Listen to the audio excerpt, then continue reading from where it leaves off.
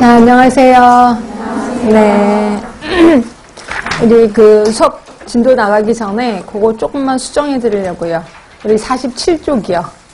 47쪽에 35번, 정답을 수정하는 게 아니라, 그때 제가 이거 35번 얘기하면서 답은 4번이고 나머지는 전부 다 소화기계다라고 얘기했는데, 아닌 거 있죠? B형 간염은 혈액이죠, 혈액. 예, 그래서 그거 수정해 드리려고 하는 거고요. 자, 그 다음에 48쪽이요. 48쪽에 42번. 이 고혈압 관리 기준이 제가 그랬잖아요. 140에 90 미만, 160에 100 미만, 160에 100 이상. 이렇게 얘기를 했었잖아요. 근데 여기는 이하로 돼 있어서 그럼 이런 것도 다 틀린 거 아니냐. 그래서 원래로 틀린다고 한다면 1번, 3번, 4번이 다 틀린 거예요. 그죠? 네. 근데 우리 이상하게 지역사회 교수님들은 이상, 미만 이거 별로 신경 안 쓰시더라고요. 그래서 이거는 그냥 답은 1번으로 하시고 나머지는 그냥 별로 신경 안 쓰신 문제구나 이렇게 생각하시면 돼요. 그죠? 그렇게 해서 그건 그대로 넘어가시고요.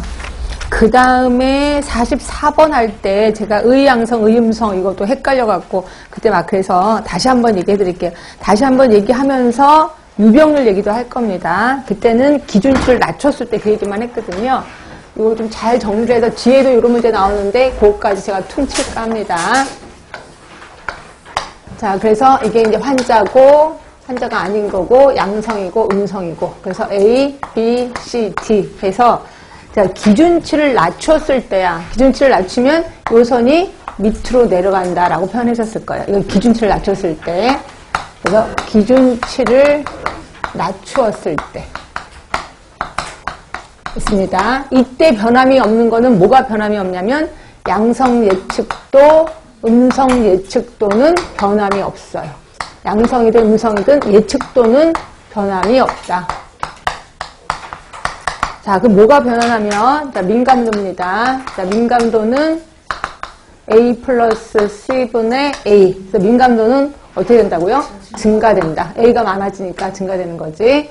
자, 특이도는 B 플러스 D분의 D니까 얘는 떨어진다. 얘기를 했고요. 그 다음에 여기에서 우리 유출했을 때 A 플러스 C분의 C였었잖아요. C니까 음성인데 가짜 음성이죠. 그러니까 이거는 의음성률이라고 표현했고요. 의음성률은 떨어지죠. C가 조금만 줄어들었으니까 떨어지는 거지. 그리고 B 플러스 D분의 B. B는 음성인데 가짜 음성이니까 의양성률. 의양성률이고 의양성률은 증가된다. 얘기를 했습니다. 그래서 이렇게 좀 정리해 두시고요. 그 다음에는 유병률이 증가됐을 때야. 자, 유병률이 증가됐을 때. 저번 주에 안 알려드린 겁니다. 유병률이 증가됐을 때. 자, 유병률이 증가되면 요 기준치가 오른쪽으로 갑니다. 요게 오른쪽으로 갑니다.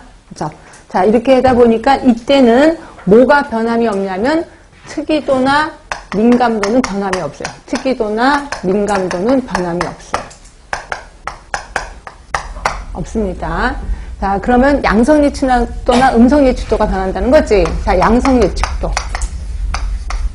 양성 예측도는 양성으로 나온 사람 중에 진짜 환자니까 양성으로 나온 사람 A 플러스 B분의 A. 이게 어떻게 될까요? A 플러스 B분의 A. 어떻게 될까요? 증가되겠지. 증가. 자, 음성 예측도입니다.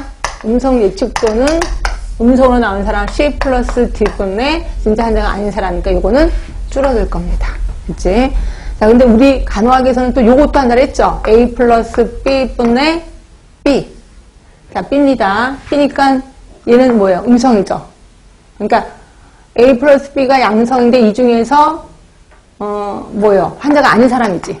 그렇지? 근데 이거는 가짜 양성이지. 이 사람은 환자가 아닌데 양성으로 나온 거잖아요. 그러니까 이거는 의양성률이 되는 거예요. 의양성률.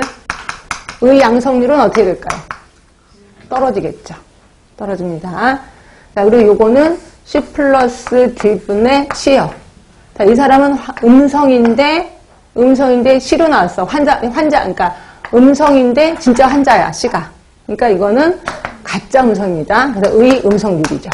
의음성률은 역시 증가된다. 이렇게 보시면 돼요. 그래서 우리 간호학에서는 요거를 의음성률, 의양성률이라고 얘기했었고요. 예전의 기출문제에서는 요거를 의음성률, 의양성률을 했었습니다. 그래서 예전 기출문제 풀면 요게 맞는 거고 요즘은 요걸 풀으시는 게 좀 해결이 될 거예요. 그래서 우리 의음성률, 의양성률 두 개 다 신경 쓰자라고 얘기했었습니다. 그래서 요것도 보시면 될 것 같고요.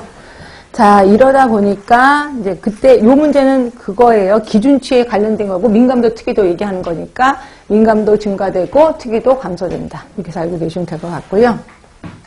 이런 문제가 뒤에 가면 또 나올 겁니다. 그걸로 해결해 드릴게요.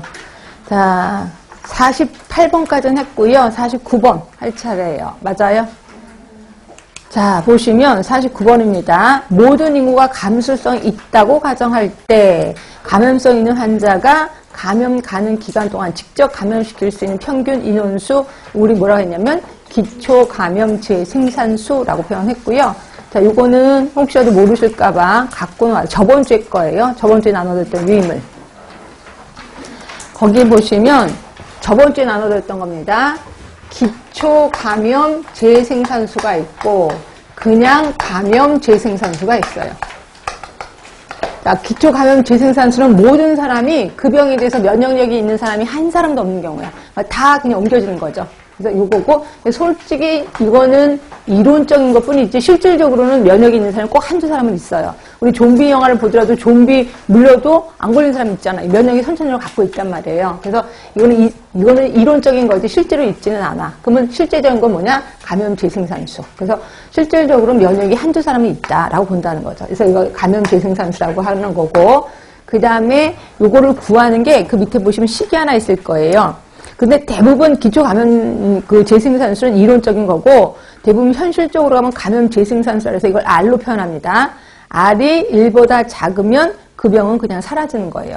R이 1이면 이건 풍토병처럼 자리 잡고 있는 거고요. R이 1보다 크다 그러면 이 병은 유행이 된다라고 보시면 되고요. 그 다음에 세 번째는 요 식이 있는데 유행 방지를 위한 면역 인구, 그래서 한마디로 예방 접종을 맞아야 되는 인구수라고 생각하시면 됩니다. 이게 그리고 우리 주기 변화에서 그 주기 기억하시나요? 주기할 때 어느 거 밑으로 요게 뭐라 그랬죠?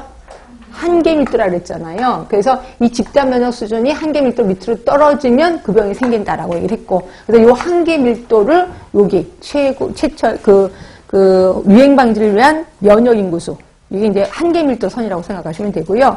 요거를 1-n분의 1, 이때 n은 기초 감염 재생산수를 얘기해요. 그래서 기초 감염 재생산수분의 1 곱하기 100 이런 식으로 해서 예방 접종을 맞아야 되는 인구수가 여기서 나오기 시작합니다. 그러니까 기초 감염 재생산수가 나왔으니까 요것도 시험 문제 나올 확률이 있으니까 좀 기억을 해주시면 될 것 같고요. 자, 이러고 그래서 49번의 답은 1번 하시면 되고, 아, 그거 하나 안 했다. 오늘 나눠드릴 유인물 한 장짜리 있지 않아요? 한 장짜리? 예, 그거 잠깐만 볼게요. 이거 설명 들어간 다음에 문제 계속 들어가겠습니다. 이건 뭐냐면요.